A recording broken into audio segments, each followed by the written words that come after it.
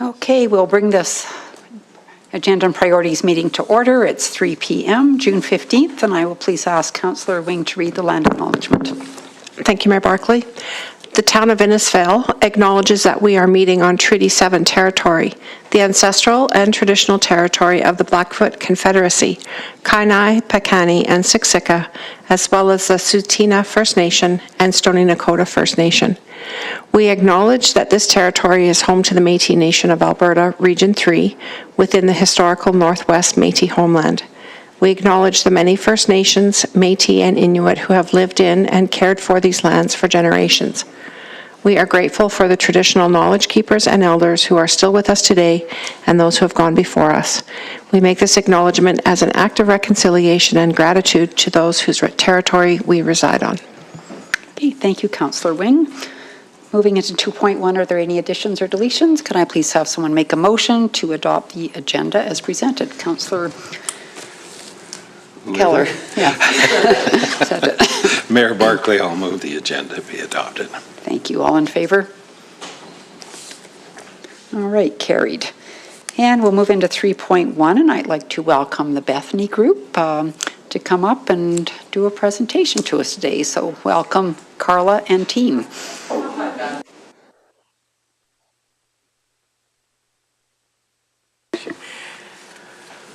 So thank you so much for having us. It's just great to be able to come here and meet with all of you. For any of you I haven't met yet, my name's Carla Beck. I'm the CEO with the Bethany Group, and we're proud to be the CAO for Parkland Foundation. And my name is Shannon Holtz. I'm the Senior Director of Housing and Lodges for the Bethany Group. Nice to meet you all. So we thought we would just come with a little bit of a presentation and really an overview about social housing, and then there's plenty of time for questions, but also stop us anytime you would like to ask something else if, you know, we're being unclear or something like that. So just a little overview to start with about what social housing is. Of course, it's defined in different ways, but this is government definitions that we're leaning on here. And so, of course, the purpose of social housing is to provide housing accommodation for those who are in core housing need. That's defined by legislation, so in terms of what their income levels need to be. And it can be seniors lodge accommodation, senior self-contained housing, which you have both of here in Innisfail, the rental assistance benefit program, and community housing. You can go ahead. It's okay. I can keep going. Oh, yeah. So here's the fun bedtime reading. This actually comes from the management body handbook. So yeah, if you're having trouble getting to sleep tonight, but we just thought that we would give you a little bit of what we have to look at, I guess. But to say that really the management bodies are organizations that are established under the Alberta Housing Act. They are made up of a board of directors as defined by the Act, as well as administrative staff that includes an administrative position or a CAO. And management bodies operate and maintain the social housing accommodation. They take care of all the tenant intake, the selection, resident relations, the building maintenance isn't set up there, but all of those things. And the purpose really is to serve the needs of the tenants, but also the community as a whole. So the management body is a corporation, and this is kind of a piece that often we get confused. It's a separate corporation, really, that has the same capacity, rights, powers, and privileges of a natural person. And the minister, whoever that is, through ministerial order, establishes the management body and then describes the type of housing accommodation that the management body will operate. So they're not necessarily considered not-for-profit, but they can be not-for-profit. So the management body can apply for that kind of status and be registered as a not-for-profit organization or a charity as well. But they have to apply for that. They're not just not-for-profit by virtue of being a management body. So in Innisfail and Red Deer County, Parkland Foundation is your provincially designated housing management body, and they, of course, were established by a ministerial order. The mandate in this area does not include the rental assistance benefit or community housing program that is in Innisfail. That's under a different housing management body. And so Parkland Foundation is responsible for the Seniors Lodge program at Autumn Grove, located in Innisfail, as well as for senior self-contained apartments in Innisfail, Penhold, Bowden, Delburn, Elnora, and then 2 family housing units in Bowden. And all of those buildings, of course, are owned by the Alberta Social Housing Corporation. The board is comprised of municipally elected officials, as I'm sure you're aware, representing the county and all of those participating municipalities. And then the Bethany Group serves as the CEO for Parkland Foundation. Now, we are also a designated housing management body, but in this relationship, we're named as the administrator in the ministerial order for Parkland Foundation. So not serving as the HMB, but serving the HMB.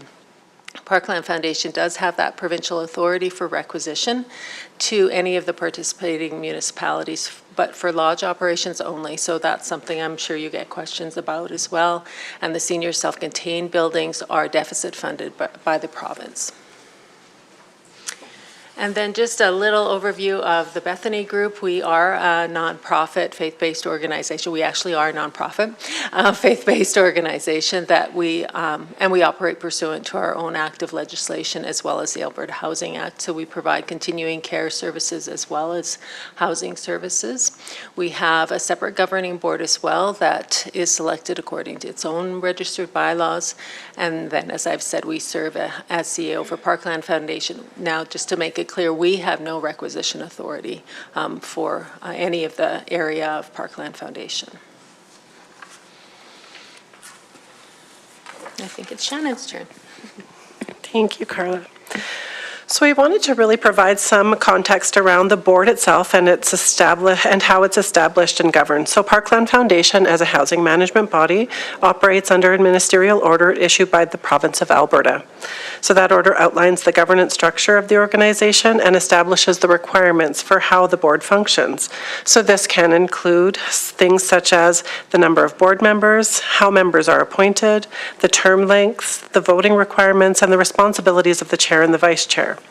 For Parkland Foundation, the board is made up of municipally elected representatives from Innisfail and the participating municipalities.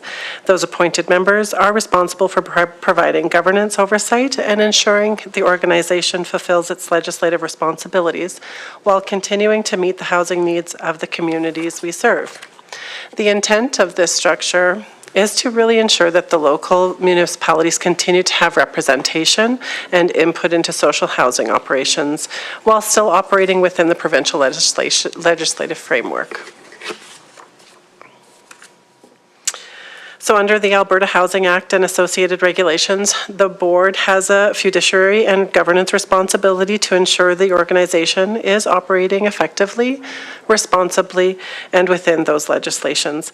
Some of the board's key responsibilities do include approving budgets and business plans, reviewing those financial statements, ensuring that the policies and governance practices are in place, appointing that CAO, and ensuring efficient operations of the housing programs and the facilities. The board also ensures accountability and transparency in decision-making and also ensures quorum and governance requirements are met so business can continue appropriately. Operationally, the board focuses on governance and strategic oversight rather than those day-to-day operation managements. That separation is really important because it really allows those administration to manage operations while the board remains focused on that accountability piece and planning and long-term sustainability. So while the board provides that governance oversight, administration is responsible for the operational side of the organization. As noted earlier, the Bethany Group serves as the CAO for Parkland Foundation and provides the operational expertise required to manage those increasingly complex social housing requirements. So this really does include that financial management, human resources and payroll, workplace health and safety, the IT systems, property and asset management, education and compliance for the staff, and stakeholder and community relations. So by utilizing the Bethany Group's administrative structure and expertise across multiple housing management bodies, Parkland Foundation really does benefit from the operational efficiencies, shared expertise and consistency in governance and compliance practices. And this model does allow the foundation to maintain strong accountability while also ensuring residents and community receive stable and effective housing options. So because housing management bodies are created through provincial legislation, they are accountable to the province for meeting their legislated obligations. However, municipalities continue to play a very important role through representation on the board and through ongoing communication and collaboration. So one important distinction in that appointed members act in their role as directors of the corporation, let's not get that mixed up, rather than as a committee of council. So this does mean that decisions and voting authority rest with the appointed board members themselves. So at the same time, transparency and communication back to municipality remains very important. So Parkland Foundation regularly shares our budgets and requisition information, those audited financial statements, the annual reports, and the approved board meeting minutes. The overall goal is to maintain strong partnerships with the municipalities while ensuring the organization continues to meet both the provincial requirements and those local housing needs. Questions? All right, thank you very much. I'll open it up to questions. Councillor Heistad. Yeah, Mayor Barclay, I was chuckling, not at you. I could hear the music blasting through. There's something going on. So I next could hear door. the music from the senior center. So just so you know, my smiling and smirking is not at you. But it's been funny to listen to the seniors. I think they got some wicked jamming going on. I guess for Innisfail, what are the other opportunities for us to build on what we have? I think that's the big one especially with the aging population in our community or within Central Alberta. That would be my question, Mayor Barclay. Thanks. So, it has become in recent years the responsibility of the municipality to do the housing needs assessment, which you're all aware of. And certainly as a housing management body, Parkland Foundation, with the support of the Bethany Group, is happy to work with you on those things. It just depends on what direction you've decided to go with your housing needs assessment information. The piece that Parkland Foundation is most prominently working on right now is those added program supports that we hope will support the seniors from your community as well as the seniors in the building. So for example, we have previously, and we're hoping that this decision will be made sometime soon, previously applied to provide home care 24/7 home care within the lodge environment. So, or a congregate living environment contract is what they're called right now. And so that would be having a few healthcare aides that provide that healthcare support within the site so that people can remain there. They don't necessarily have to be sent to a higher level of care as early as they probably do right now. They can, sometimes they don't have to go for a hospital visit because there's somebody who can help them within the site as well. And because they're our own staff, if that were to happen, then the residents become familiar with them, they're more comfortable, they might actually be willing to ask for more support and assistance so that they can stay there longer. So that's one thing that we're working on. We've also applied, again, waiting for a decision on that because these are a few years old, these applications, to have an adult day support program within the lodge. There's space within that site, and I think that would be a great opportunity for community seniors to come and utilize that service. It's a great opportunity for some respite for their home caregivers, and so those are kinds of the things that we're pushing right now. But that doesn't mean that we can't be working on something capital related, should that be something that the community wants to work on as well. So Carla, we did a housing needs assessment, 2022 maybe? Yeah. Anyway, probably needs an update and again, but having listened to what you just said, like how would we proceed? I see a need. I don't have data in front of me to support. It's more anecdotal, but I know that we're losing older adults to Red Deer without question. And so I see some, of course, I always ask this question, the land at Autumn Grove and what's going on with that. And like, what would you need, I guess, from us? I think there was always a vision, or back in the day anyway, about, Bethany potentially building out that campus into more types of housing. and wondering how do we move forward and what's happening with the land. So the land continues to be, that question is raised every year in our business plan submission, as well as the refresher in between years. And we have no answer from government yet on that point. But I would suggest that that needs to be something we think about, because it is owned by government as well as Autumn Grove being owned by government. We would want to ensure, capital. We were lucky in Innisfail to have the province pay for that site. The funding now is 1/3 from the province, and so if we were to ask for some capital project and ask for support from the province, if that land was part of it, they'd probably say that was part of their 1/3 contribution at this point in time. So in some ways, until you know for sure what you want to do with that, and that would involve your housing needs assessment for sure in terms of what needs to be built there. I don't want to be too pushy with asking them about that in case that has some kind of negative consequence that we haven't thought about. But going back, correct me if I'm wrong, but when I was there, that land was given to the government because they needed to subdivide the land to put the new building up, and then that land was to be given back to Parkland Foundation once the building was open. Yeah. So it disturbs me a bit that it would still be sitting with the government, and do you see that as a negative? And if so, should we be, as the town and other member municipalities of Parkland, should we be approaching the government to say, to ask about that piece of property, because that was not the original intent for sure.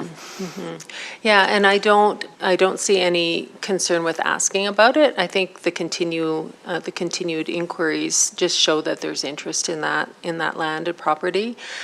However, if we're not prepared to use it because we can't afford to use it, then they may offer it to somebody else, and then it might not be such a the best kind of partnership that you could have for that site. I'm not saying it won't be, I just don't know.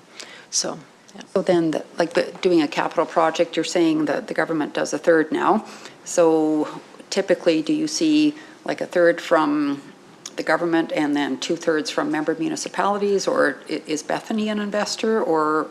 No, Bethany's not usually an investor because we're also a not-for-profit housing management body too, but we would be certainly willing to work with the board then in leading what kinds of funding we can get from different sources. So sometimes there's federal funds still at this point, but as far as the province is concerned, their contribution is 1/3, and then it's up to the lead, the housing management body in this case, to obtain the other 2/3, and that could be, they're still hoping for the 3P type of partnership, not happening as much, but. And is that based on this type of housing, or is that any kind of supportive housing? Any kind of supportive housing, okay, so. Yeah. Well, I shouldn't say that. The continuing care capital has changed a bit, and I think it's still going to change again with the cabinet shuffle, from what I've understood. I don't know for sure, but we might be able to get a little bit more funding for continuing care capital than we would for housing. Okay, because I think that was more the vision back in the day, was to, certainly what we discussed. If we were to expand that site, was to build out continuing care as opposed to.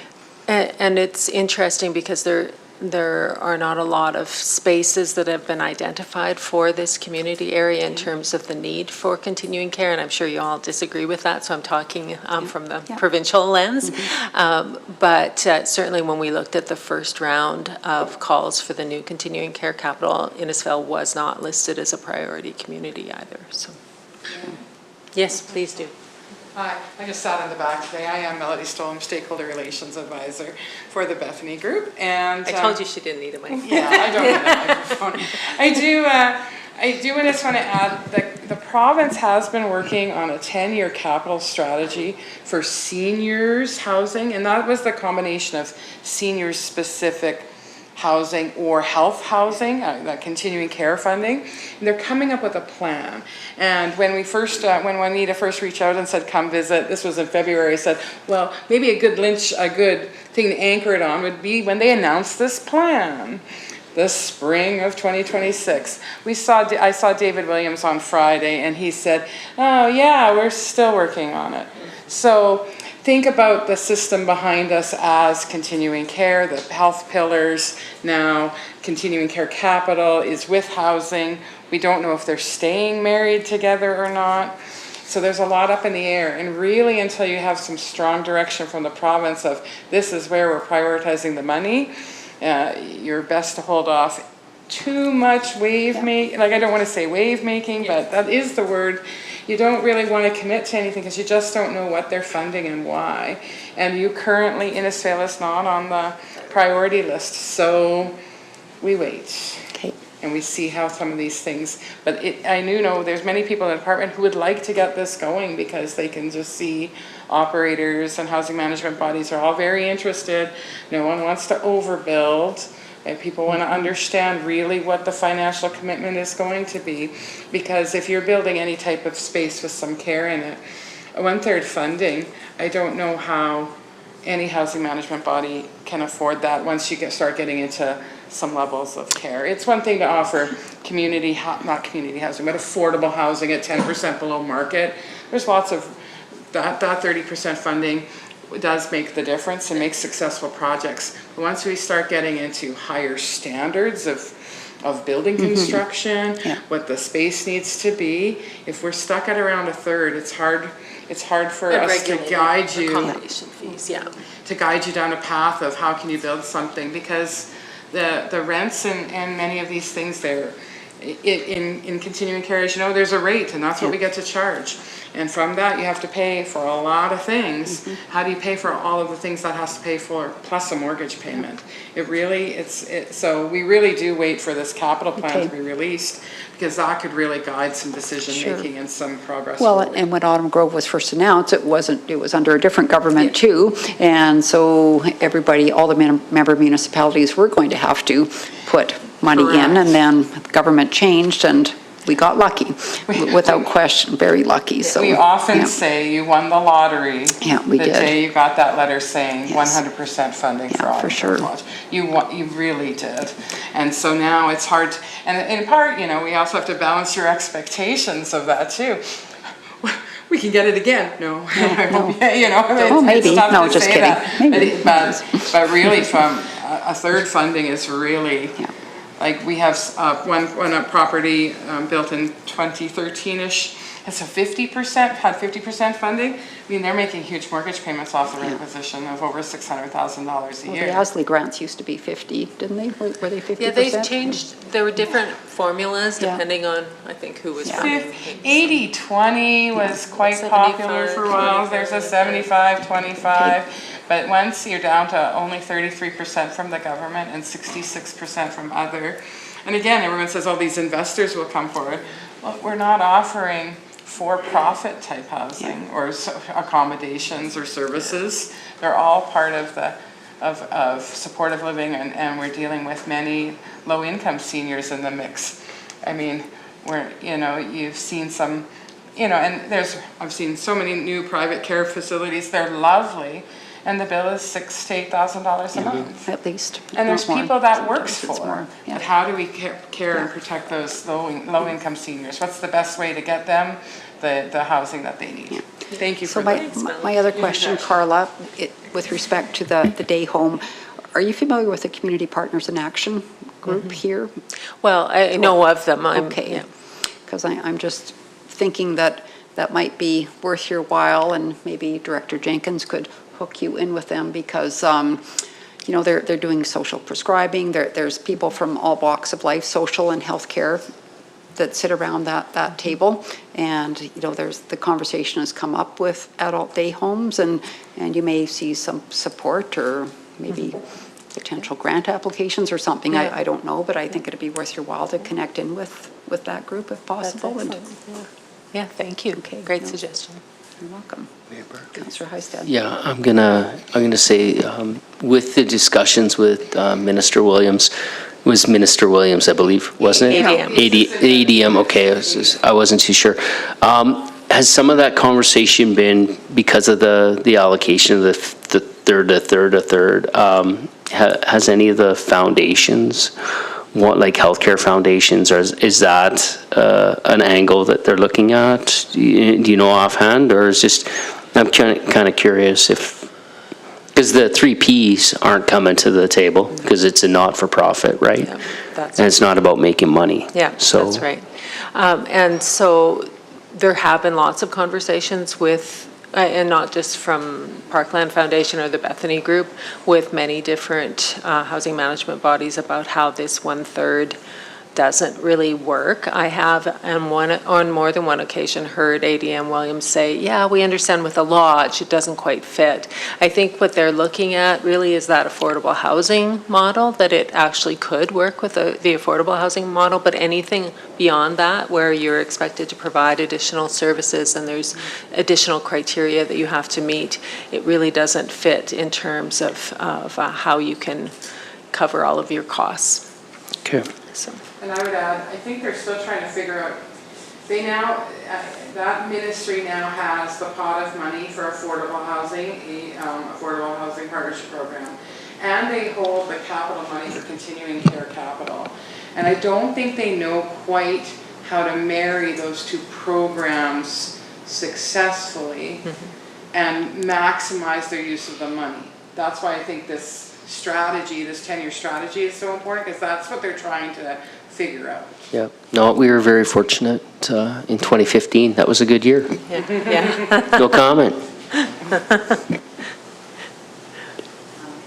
Thank you, Mayor Barclay, and just through to our delegation. I'm just curious, was Innisfail's housing assessment then included in any kind of a submission to the province? Is the government of Alberta actually aware of what our situation is here relative to seniors housing? So that would be, Todd, you Okay. have to answer that question, because it is up to the municipality to submit it through a portal. Okay. And it is a government portal. So if you Okay. did that housing needs assessment, Yeah, so that was done when we worked with the consultant in 2023. That was in believe. 2023? I Okay. thought So so. it was submitted to the government. So when you send in your business plan, they've got information already Yeah. that says, yes, they're in dire need of Yeah. seniors housing. Okay, thanks. but of course, their definition of dire need is probably different than all the rest of our definitions, right? So. Yeah, and I'm not sure the housing assessment wasn't really focused on seniors housing either, so and I'm not sure it would have Yeah. popped up in that document It necessarily. didn't necessarily dive into the levels of care or that component, more on the, sort of at the demographic level. So Carla, with your expertise, and I'm not saying we're going to do this, but would it be wise to do a housing assessment based on older adult housing, period, or? Well, you could update your housing needs assessment and you could have a clearer focus on seniors housing and then looking at which types of senior, like that can be based on, income levels. So Yeah. what kind of housing can they afford? It can be based on what you're seeing for needs. Like, is it a supportive level? Is it meaning a supportive level with care, or is it just supportive level in terms of lodge, and then maybe some added supports in there? Certainly you can point to the fact, and I mean, we can be supportive with that, of the full capacity at Autumn Grove, consistently full. We're seeing good numbers in your seniors self-contained buildings here as well, too. Very little vacancy in this area. Now, the health part, we still have to work with the continuing care division a bit on that to get their numbers as well, because of course they're seeing things that none of us really see, and nor can they openly share some of that information. Sure. Okay. CEO Becker? Just a question to the delegation, just in regards to pulling the puzzle all together. So the town, the community is required to maintain updated information regarding housing, in this case, more into seniors housing and the affiliation to that. There's also a parcel of land that the town has inquired about over the several years.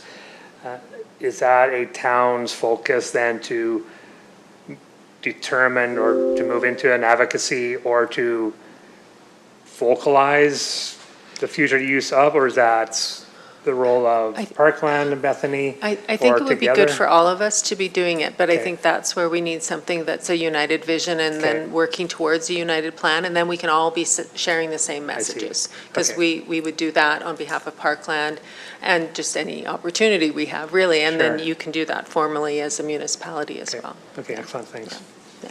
I'd like to add that originally when that portal was announced by the province, that it was naturally tied to the census data as well, so that the 2021 census data should have automatically populated into it. So the census period is right now, so we assume about 1 year from now, the 2026 census data will populate into it. And that's really important too, as Carla was mentioning, is that do we need service provision, or is this, there's an income element to this as well, right? Because again, our government with limited, and your own local government, you really do have to say, well, are we investing into seniors housing for people who actually could afford it in the market, if the market was providing it? So you do have to kind of measure some of that income information. Is really important for you too as well. And again, a conversation for you and your community. I'm not judging on how you want to spend your money, but you will have to consider that. Carla, in continuing care or supportive living, I'll call it, are people, if they need, are they subsidized in supportive living? There are some subsidies as well Right. available. Okay. Certainly, I think there's going to be changes there down the road Okay. because we still have that, well, what they're calling type A now, but long-term care where way more things are covered in terms of their expenses, and then the DSL or type B where not nearly as many things Yeah. are covered for the individual. Now, there are, of course, provincial programs, Blue Cross, ADL, those kinds of things that will help with some of their needs, but I do think it's the desire of government, and I think this will continue even if there are changes of government, because I think there's enough of the staff that agree that we need to look at how do we even that playing field. There are some subsidies available, but it's hard to find them, and sometimes operators then end up bearing a debt for somebody Yeah. because they haven't been able to pay it, but yet they need the care, they need the Right. services, so. Yeah. Councillor McKellar. Thank you, Mayor Barclay, and through to the delegation and probably all of council. As I'm sitting here thinking, we talk about our community, but also as a representative on the Parkland Foundation board, I'm hearing the need for residents outside the community of Innisfil per se.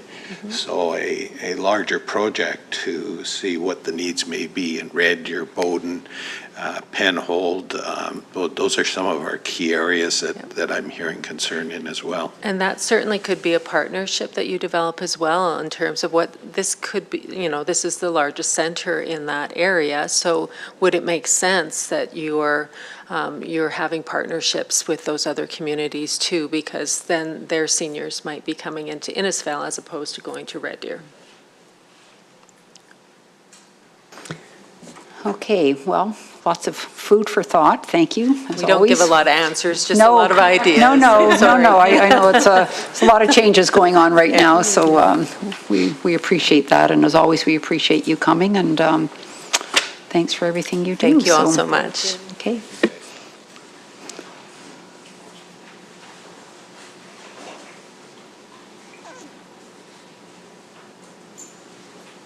Okay, see you. All right, so our second delegation is here, so we'll welcome up Dr. Andrew Whitson-Bennett to do a presentation on the Rotary proposed pump track snake line. I got that right? The snake line. Pump track, Okay. all things exciting, yes. Honorable Mayor Oh, yeah. Barclay. I'll get you to, Use the microphone. yes, because we always record the It's meeting, so recorded, we. yes. Yes, okay, thank you. Hope everybody had a wonderful weekend. It's a beautiful day. Yep, thank you for giving me the opportunity to come present here. Unfortunately, my partners in crime, Heather Kirkham and Brent Jackson, were going to try to make it, but they weren't available. But we are here to provide you with an update on our exciting project, the Innisfil Pump Track and Snake Line. Just spent the weekend in Rocky Mountain House, pitched a tent in the middle of town at their campground, and took my kid to a couple of ball games. And in between, we went to their snake line, or their pump track, actually. They don't have a snake line, but they have a pump track that was built by Velo Solutions, the same company that we're hopefully going to contract to build ours. There was kids off, tops off everywhere, having fun, families, adults, people ripping around on their bikes. And I was asking, what do you think of this? And, you know, compared to the skate park, and they all said, oh, this is way better than the skate park. And I didn't want to hear that, but they said, this is the best thing ever. And yeah, in the hour and a half that my son were there, it was pretty evident. It was getting well used, and my heart smiled when some of the kids yelled at some other kid that was going off the track onto the grass, because the other kids were giving him a hard time, like, get off the grass. And I was very, very happy to see that, because of course that's a problem with these features, is there's turf and infrastructure, and that gets beat up. But that's about the only problem I saw there. The drainage was great. It's a paved track they have, and they are going to have that track for years to come, and it's going to bring lots and lots of people. And so here's the latest rendering of what Velo Solutions has designed for us. And for the new council members that don't know, Velo Solutions is a group out of Pemberton, BC that we have contracted. They're originally founded in Switzerland. And the gentleman that is running the Canadian division, Amadeo, he is from Switzerland. He has been with the company for years, and he was a project manager for major ski infrastructure stuff back in Europe. So very well versed in design and major infrastructure projects. They've built over 60% of the tracks in Western Canada, and we have the ability to build this snake line. So you can see this slope, I believe that's 50th Street? 50th Street. It's one of them. Goes east-west through town. Below Cemetery Hill. But it's an otherwise useless piece of land, can't be sold to developers from other cities or provinces, basically has to be left alone, or we can build on top of it. And we had Howells out, we dug a bunch of test pits, we looked at all sorts of old engineering reports. There is no dump in that area. One of the concerns we had from citizens from the surveys that were performed a year and a half ago was that we didn't want any disruption of the toboggan lines, Toboggan Hill, or the disc golf. And so we have greatly avoided disrupting any of that. There is piles of Toboggan Hill left over. We are essentially taking a useless piece of land and turning it into a major investment for the community.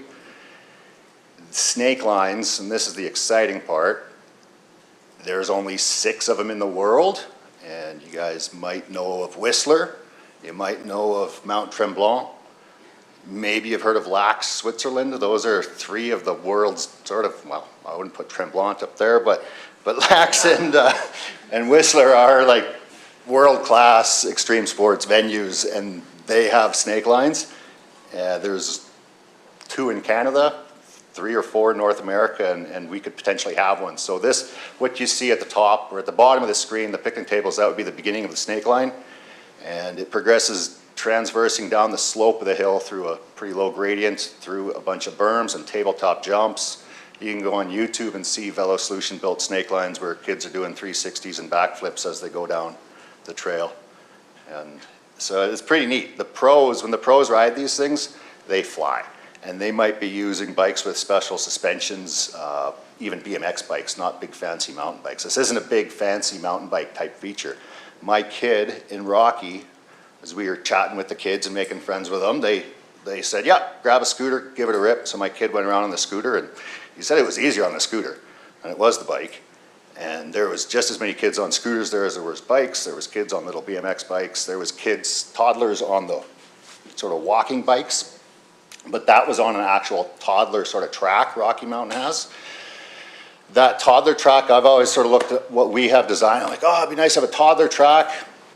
I saw 1 toddler on the track the whole time. Everybody was on the other track. So for a toddler track, great. They have one of those in Penhold. And it's not all that much fun for the older kids or adults.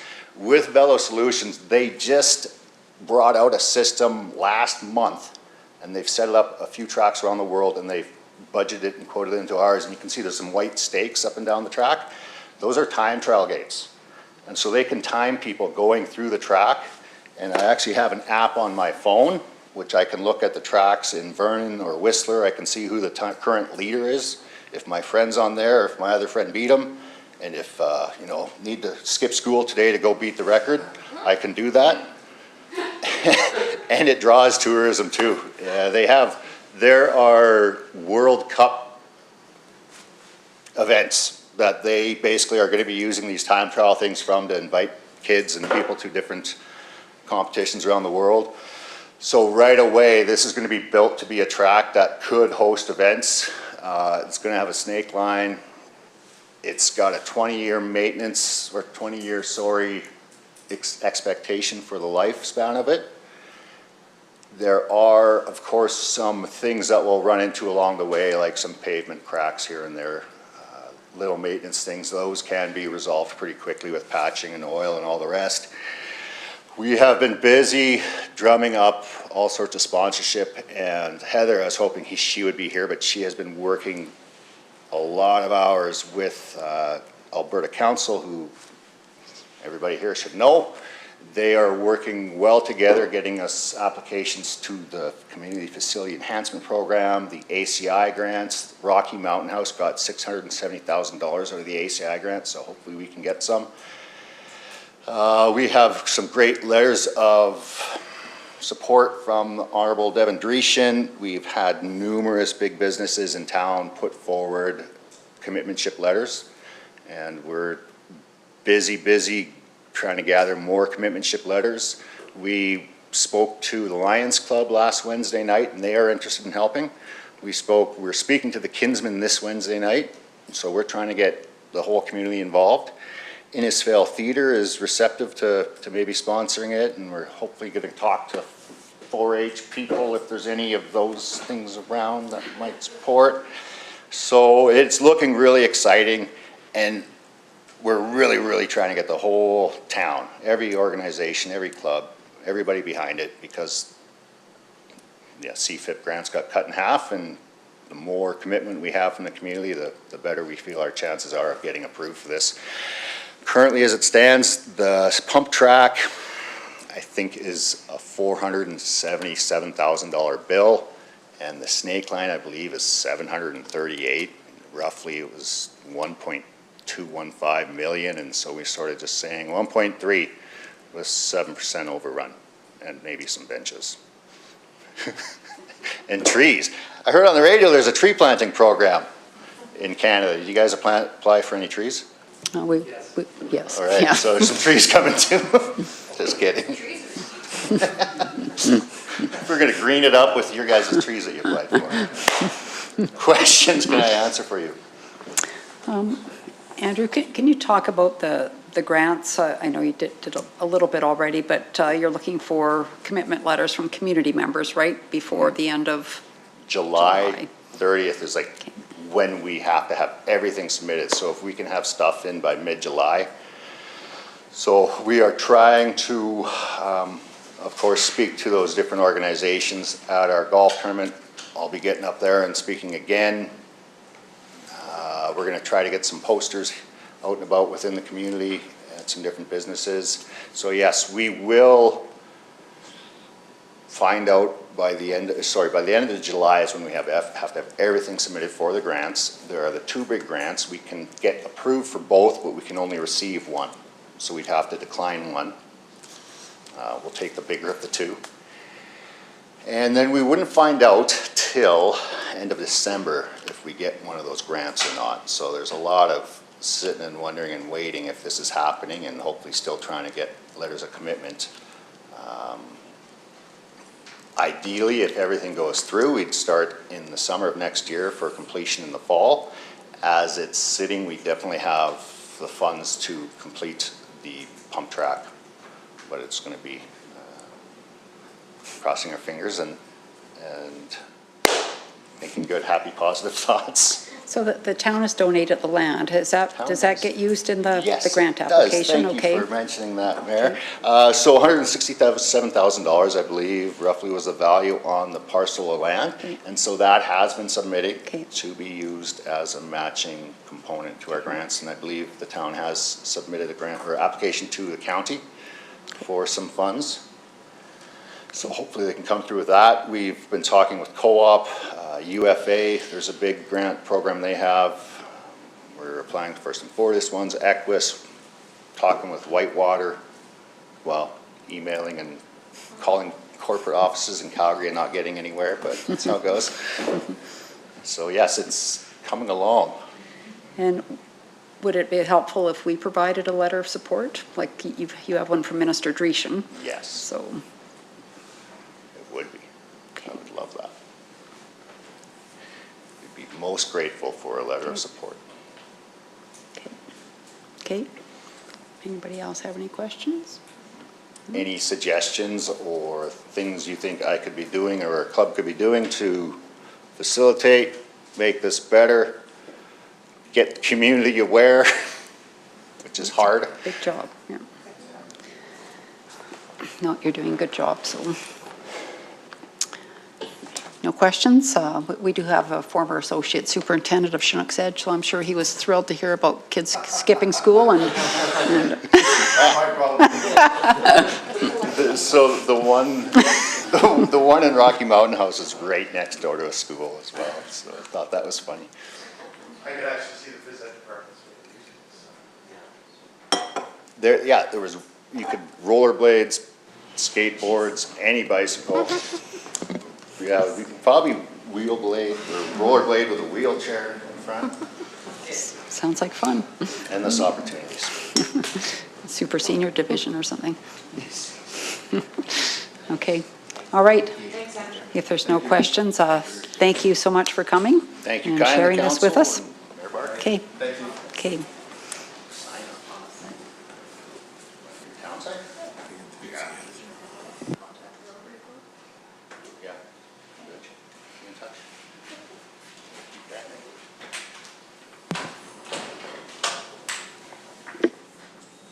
Okay.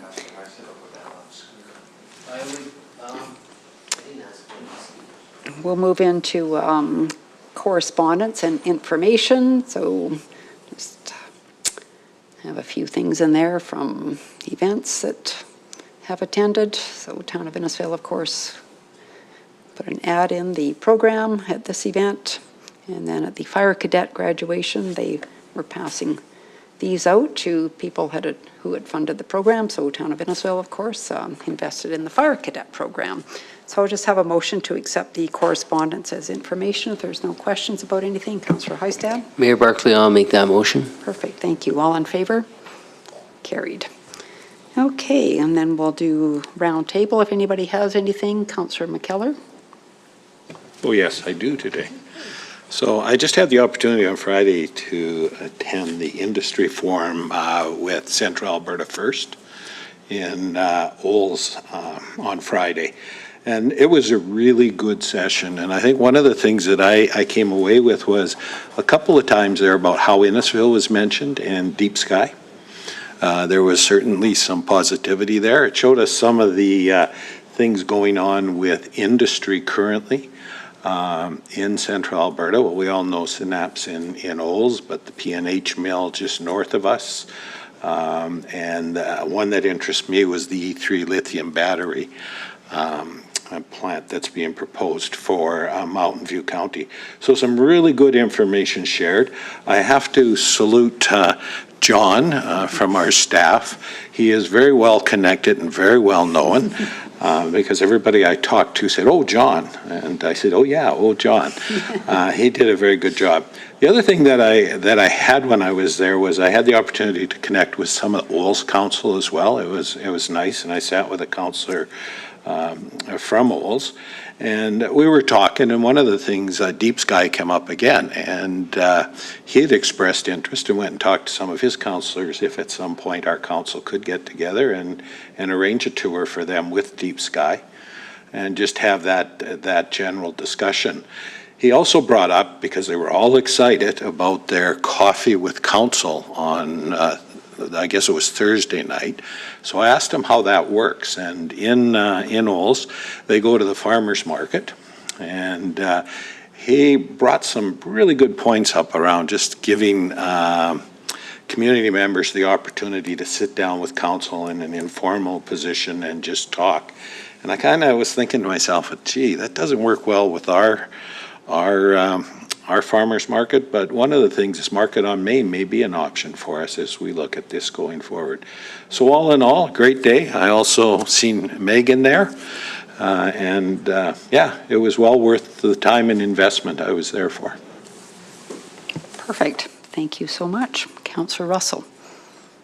The only thing I'll mention, I'll submit a report for the next meeting, but enjoyed the parade on Saturday, even though Mayor Barclay almost took my eye out with a sucker. But other than that, it was good. Didn't notice. Councillor Heistad. No, my comments about the weekend would be, you know, it's a great weekend. We should be proud of living in our community, and it was, I had to pick up my one daughter from the Danes, and it was, the rodeo was just jammed. I've never seen that many people in my entire life there. So it was amazing. So yeah, thanks. Thank you. Councillor Wing. Thank you, Mayor Barclay. I will have a report for next week as well. Yeah, I would echo, obviously Mother Nature approved of the change of rodeo dates because it was pretty darn dry and pretty darn wonderful and hot. And just so the mayor doesn't feel badly, I did hear Councillor Russell say, "Can you catch?" And somebody said, "Can you throw?" Yes, I can. Yes to both. Yeah, the rodeo, I was out there Saturday night, and it was unbelievable. The cars were parked east, west, north, and south along the roads, and it was sold out, and the grounds were packed, and yeah, it was something. So, also, I was wishing Director Leith was here, but CEO Becker and Director Leith and I had a meeting with Minister Dreeshen last week around the e-scooter stuff that's going on, and just to give him some insight. Of course, that they're hearing from lots of municipalities. We're not the only one, but they are in the midst of crafting new legislation that would probably come out in the spring of 2027. Director Leith, like I said, I wish he was here because we let him, of course, lead the meeting because he has firsthand experience with this, but he has a regional meeting that he's having with Central Alberta people, and they're going to be speaking about e-scooters and e-bikes and everything, and I believe that after this meeting, I asked if they could submit a report into the ministry, and that was a yes. So, you know, Director Leith just wants to make sure that they're hitting the right mark of where they're going with this. But I had a meeting with Mayor Jeffries the other day, and you know, Red Deer is having lots of issues, and I was down in Calgary on Friday afternoon, and there was e-scooters everywhere. And Red Deer, I was there yesterday. They were just everywhere. And of course, a lot of them are the rented company ones, but the province does see the problem, and they know they need to catch up with some legislation. So it was a really good meeting, and we'll have Director Leith update us another day on that. And we'll move into upcoming events. We'll just have a motion to accept the upcoming events as information. I'll make that please. motion, Mayor Barclay. Thank you, Councillor Wing. All in favor? Carried. And then we'll have a motion to go in camera. Councillor Heistad. Motion to go in camera. Thanks. All in favor? Carried. Thank you.